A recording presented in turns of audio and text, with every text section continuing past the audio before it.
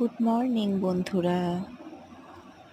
তো সংসার হচ্ছে মেয়েদের কাছে একটা আলাদাই জিনিস। আর শ্বশুর বাড়ি হচ্ছে একটা মেয়েদের কাছে আলাদা জিনিস, আর তার নিজের বাড়িটা হচ্ছে একটা মেয়ের কাছে আলাদা জিনিস।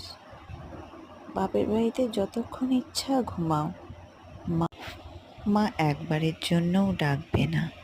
আর শ্বশুর বাড়িতে সকালে উঠে চা রেডি করি, সবার মুখের সামনে না ধরলে তুমি হচ্ছে এ বাড়ির সবচেয়ে খারাপ মেয়ে। আর এই হলো আমার ছোট্ট রাজকন্যা, আমার জীবনের সেরা উপহার আমায় ভগবান দিয়েছে।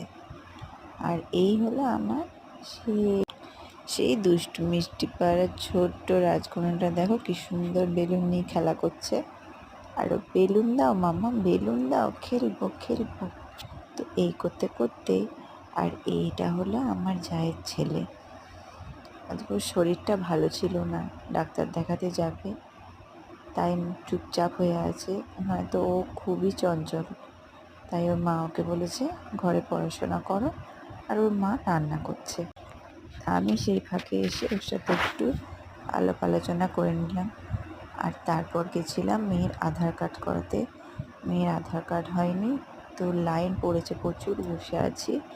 আর এইদিকে দেখো মেয়ে আর পাপা এদিক ওদিক ঘোরাঘুরি করছে। নিয়ে এলো হাত ধরে ধরে পাপার। আর গেছিলাম লাঞ্চ করতে, সেদিনকে বাইরেই লাঞ্চ করেছিলাম। তো খাবারগুলো খুবই ভালো করেছিল। আমরা খাচ্ছি, আমার মেয়ে খাবে না। মাম্মাম আইসক্রিম কিনে দাও, আইসক্রিম কিনে দাও। এই যে আইসক্রিম কিনে দিলাম, আইসক্রিমটা খেলো তবে ওর শান্তি। তো আজকে সকালে সারাদিনটা এভাবেই কেটে গেল। সারাদিন মানে কত রকম ধকল যায় একটা মেয়ের পেছন দিয়ে।